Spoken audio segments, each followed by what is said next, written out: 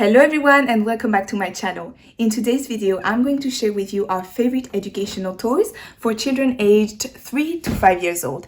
And this is an open collaboration with Rooted in Rest and the Waldorf Way. Both of these channels are amazing homeschooling channel and they will be linked in the description box below so you can go and have a look. I will also link the playlist to this collaboration so that you can see what other suggestions other homeschooling mamas have made when it comes to educational toys. And if you're new to my channel, welcome. My name is Soraya. I'm a mother of 2 beautiful children, and here on this channel I talk about homeschooling, motherhood from a feminist perspective, and children empowerment. I would love for you to subscribe. Please make sure you hit the notification bell so that you never miss one of my videos. And I'm really excited about showing you our favorite educational toys because I'm a firm believer in learning through play. I believe that children learn best when they are doing and when they are enjoying the activities that they are engaging in. And so when it comes to toys, I'm really looking for toys that are educational and that my children will benefit from, but also toys that my children actually enjoy playing with and will want to play with, even when I'm not trying to teach them something, just because they really enjoy them. And also, I'm looking for toys that are sturdy and that will really resist the test of time, because I want to be able, right now I'm using it with my preschooler, but I want to be able to use it with my younger child as well when he grows older. And so I really want toys that are sturdy enough that they can withstand and that my second child will be able to use in time. So I'm really excited to show them to you. Let's get started.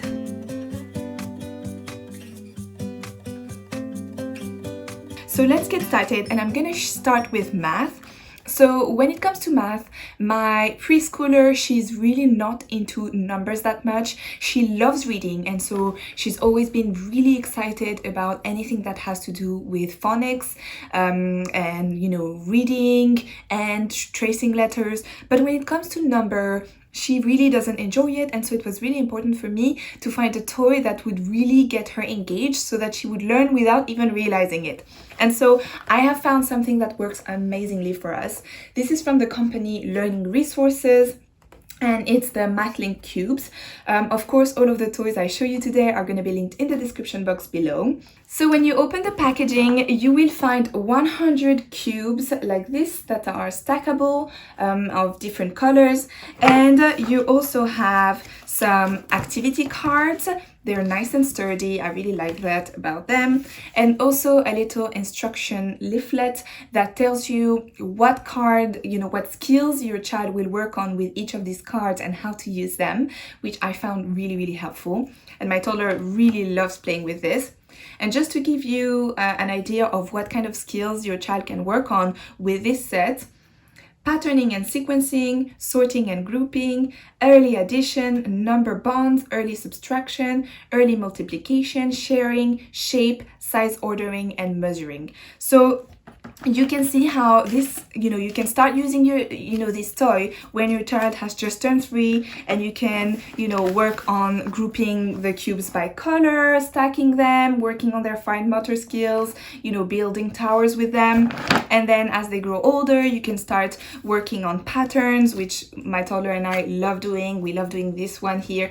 And then of course, these are just some suggestions, but the uses for this are infinite. You can keep using it in your math lessons or whatever. It's just so useful to have these little cubes.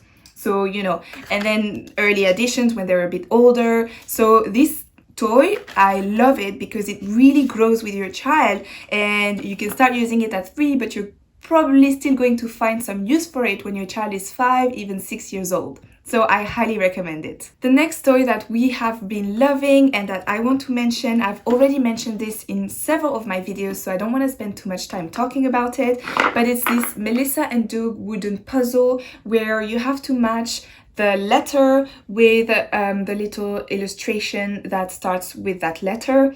So you would be looking at, either you can start with the letter, look at the letter R and try to find the drawing that matches, or the other way around. So it's great obviously for letter recognition, but also phoneme isolation, because your child has to think about what is the first sound in that word, in the name of that animal or that object that is drawn. And obviously it's Melissa and Doug, it's amazing quality, it's super sturdy. We play with it all the time, so it's great for preschool. The next toy that I want to show you, which is also related to literacy, is this Orchid Toys Match and Spell game. You've probably already seen it on my channel if you've been a subscriber for a while, because we truly love it and we use it all the time. And I started using this as soon as my toddler was able to read 3-letter CVC words. So inside you will find some of these boards for 3-letter and 4-letter words. So these all follow normal decoding rules, which means that they can be read phonetically. So these aren't sight words that are too difficult, which is perfect for a beginner reader who is just starting to read and just starting to form words. So there are 2 levels of difficulties for each one of these words. On the first side, the word is written, so all your child has to do is to find the matching letter and then put it on top of the correct letter here and then read the word, and they are helped of course by the little illustration on the side. And then the next level of difficulty, there are no letters, and so your child recognizes that this is a fox and then has to identify all 3 letters and find them and place them in the correct place.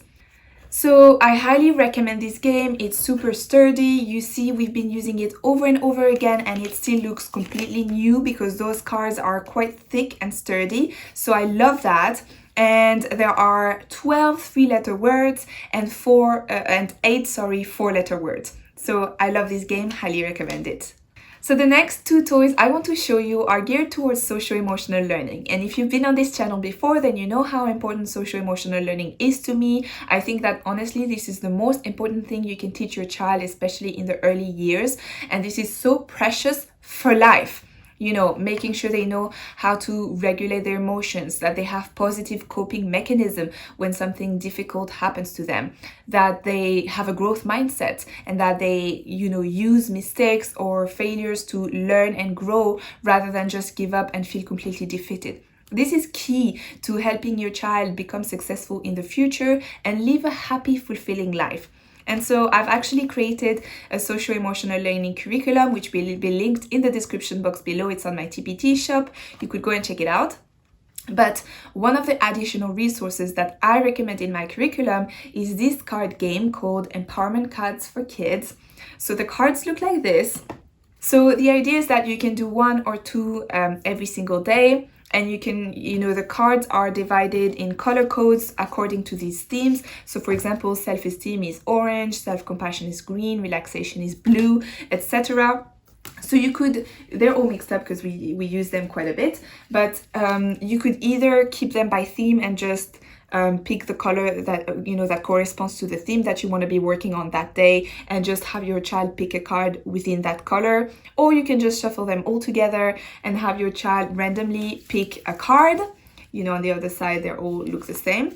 And on each card, there's a little instruction, either something that you have to do or something that you have to say or a question for your child. And I just find these so sweet, so helpful. Such a nice, it just takes 2 minutes and it's something very nice to do every morning to help your child feel empowered. So I'm just going to give you an example or 2. So let's look at, cards that are for relaxation.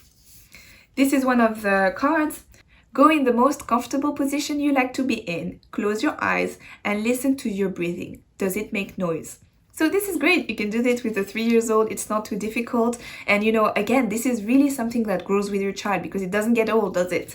This one is a self-esteem card and it says, jump like the world's strongest frog and repeat as fast as you can.